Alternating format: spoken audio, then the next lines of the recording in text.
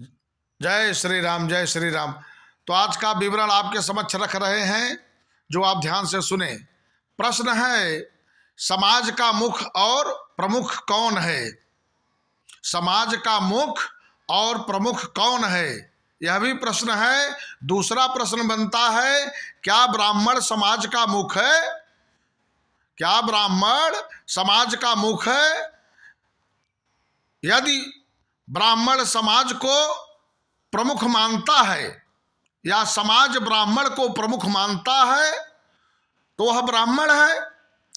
वेदम प्रमाणम परमम श्रुति ही, वेदम प्रमाणम परमम श्रुति ही। कहने का तात्पर्य कि समाज का मुखिया कैसा होना चाहिए, समाज का मुखिया कैसा होना चाहिए, समाज किसके प्रामाणिकता को स्वीकार करे। गीता के 3 अध्याय में लिखा है कि भगवान को कुछ अप्राप्त नहीं है, भगवान को कर्म करना पड़ेगा, नहीं तो करुणा सृष्टि में बाधक हो जाएगा। इसलिए भगवान को हमेशा कर्म करना पड़ता है। तो यहां प्रश्न आता है कि ब्राह्मण कौन है और हम किसका अनुकरण करें। किम हिय किम देहम किम धर्मम किम ज्ञानम, अर्थात जीव की संज्ञा। अब यहां से प्रश्न बनता है कि ब्राह्मण कौन है। अब यहीं से प्रश्न शुरू होता है। जीव की संज्ञा ब्राह्मण है, वेद कहता है नहीं। शरीर ब्राह्मण है, वेद कहता है नहीं। शरीर पंचभूतों का निर्माण है, वेद कहता है हां। किसी जाति को ब्राह्मण मान लिया जाए, वेद कहता है नहीं। किसी जाति से मनुष्य का उद्धार हो सकता है, वेद कहता है नहीं। तो जाति क्या है? फिर वेद कहता है जाति क्या है? तो जो अपने समान प्रसव करे, जो अपने समान प्रसव करे वही जाति है। और यही जाति की परिभाषा है।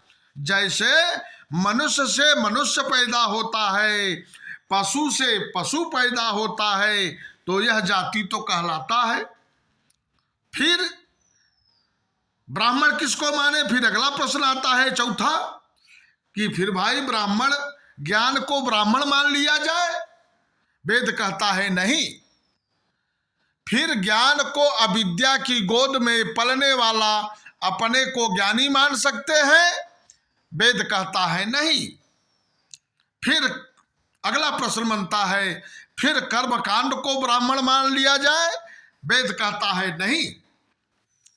तो अगला प्रश्न फिर बनता है, फिर धर्म को ब्राह्मण मान लिया जाए, वेद कहता है नहीं।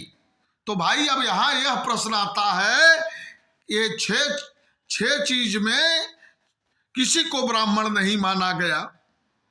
तो प्रकृति तो विकारमय है, उसे आदर्श मनुष्य और उसे अप्राकृतिक प्राणी मान लिया जाए।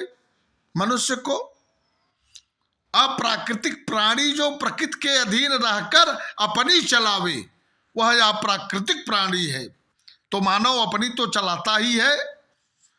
सभी जीव प्रकृति के अनुसार चलते हैं, सभी जीव प्रकृति के अनुसार चलते हैं, प्रकृति के अधीन हैं।